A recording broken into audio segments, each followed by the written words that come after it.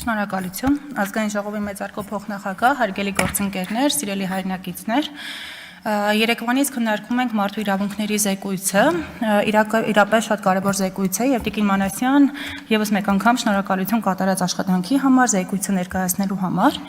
բայց մինչ զեկույցին անդրադառնալը ես ուղղակի չեմ կարող չանդրադառնալ այս օրերին հնչող մի քանի մտքերի, մասնավորապես Հայաստան Դաշնքից երկու կին պատգամավոր վարչապետի տիկնոջ մասին խոսելուց մեկ ասում է զուգընկերուհին, վարչապետի, մյուսը ասում է սկի ամուսինը չի։ Սիրելի կանայք, պաշտոնապես, սիրելի կանայք, դուք Տիկին Կիրոյանի, դուք չեք վիրավորում։ Հավատացեք, ես գիտեմ դուք միտում ունեք վիրավորելու, բայց դուք չեք վիրավորում դրանով տիկնոջը։ Դուք դրանով գալիս եք ամբիոնի մոտ, ցույց եք տալիս, որ դուք չունեք քաղաքական խոսք ասելու։ Իսկ մենք ամեն ինչ այնքան լավ ենք անում, որ դուք գալիս եք խոսելու բան չունեք, խոսում եք վարչապետի ու տիկնոջ պետական գրանցումից ամուսնության։ Ես ինքս չունեմ պետական գրանցում, հա, ու ինձ նման դեռ չունեմ, կարող է ունենամ մի տարի հետո, կարող ունենամ 20 տարի հետո, կարող է չունենամ։ Տեսեք, դուք եթե դուք ուզում եք ասեք, որ դուք ու իմ նման հազարավոր կանայք չունեն պետական գրանցում ամուսնության, բայց եթե դուք ուզում եք ասեք, որ դուք պարզապես փաստն եք արձանագրել,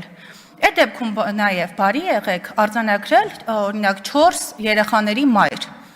նաև այդ փաստը արձանագրեք։ Չի կարելի ուղղակի 4 երեխաների մորը 20+ տարի ամուսնացած տիկնոջը գալ այստեղ ուզել վիրավորել զուգընկերուհի ասելով։ Դա վիրավորանք չի, դա եւս մեկ անգամ ասում եմ, ցույց է տալիս ձեր քաղաքական սնանկությունը։ Այստեղ Արծվիկ Մինասյանը ցավոք այստեղ չի, խոսում է, ասում է նախկին նախագահների մասին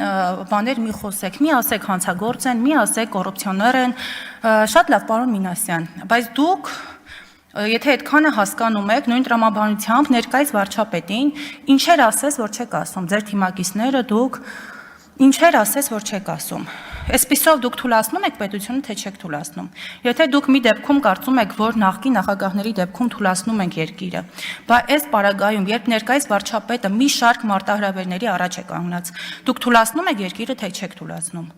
Երբ Դաշնակցության մի շարք երիտասարդներ տարբեր օտար երկրներում Հայաստանի Հանրապետության դեսպաններին վիրավորում էին, վանկարկումներ էին հնչեցնում եւ Հայաստանի ժամանած նախարարների վերաբերյալ եւ դեսպանների վերաբերյալ։ Այսպիսով դուք թուլացնում եք երկիրը, թե չեք թուլացնում։ Այստեղ արդեն պարոն Մինասյանի կողմից երկակի ստանդարտների արդեն որորդ դեպքն է, նույն այն պարագան է, երբ որ գալիս եք այստեղից վիրավորում եք, ամեն կերպի թիրախավորում եք, վիրավորանքներ եք հնչեցնում, բայց երբ հակառակ կողմից ամեն դեպքում մի հատ պատասխան է հնչում, դա դարձնում եք մեծ հարց, ձեր արժանապատվությունը արթնանում է, թվում է թե մենք էլ տենց արժանապատվություն չունենք ու դուք ինչ ուզեք, մեզ պետք է ասեք ու ոչ մի պատասխան չստանաք։ Ինչ վերաբերվում է երեք օրինակ տեսանյութեր տարածվեցին Մերձավանի դպրոցի հետ կապված, ես մանրամասներին դեռևս չեմ հասցրել ծանոթանալ,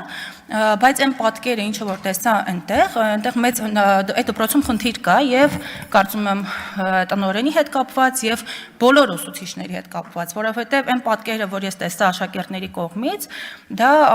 առնվազն այդ աշակերտները լուսավորման եւ դաստիարակության կարիք ունեն, այսինքն սա փաստում է, որ այդ դպրոցի հիմքերում կա խնդիր եւ բոլոր ուսուցիչների եւ մասնավորապես տնօրենի հետ կապված։ Եվ կարծում եմ այս հարցը պետք է մանրամասն մեր մարդու իրավունքների պաշտպանը քննի, որտեղ տեսարանը մեղմ ասած հուսադրող չէր։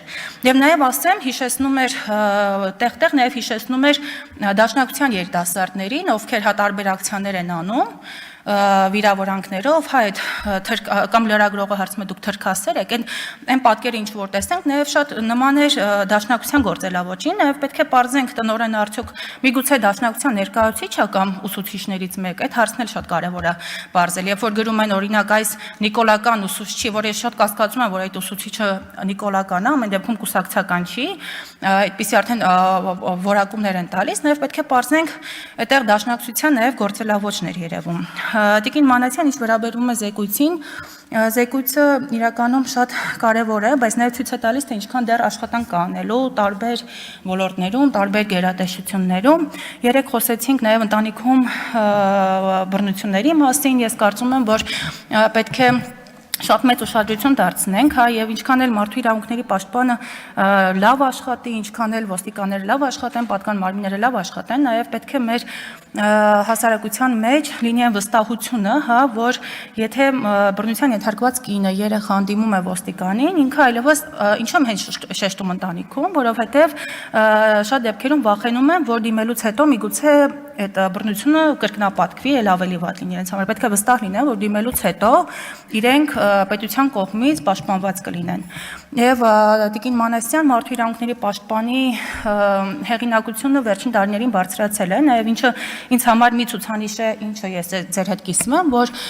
լսում եմ շատ տեղերից, նույն դպրոցականները խոսում են, ասում են այ իրենց անգամ թվայցիալ թվում է թե իրենց իրավունքները խախտվում են, ասում են այ ես կգնամ մարդու իրավունքների պաշտպանին կդիմեմ։ Սա ինձ համար շատ կարևոր ցուցանիշ է, որ երեխաների համար դուք շատ վստահելի, հա, ինստիտուտ է մարդու իրավունքների պաշտպանի ինստիտուտը։ Թերևս այսքանը, շնորհակալություն։ Չմոռանաք հավանել տեսանյութը եւ բաժանորդագրվել Civic AM-ի YouTube-յան էջին։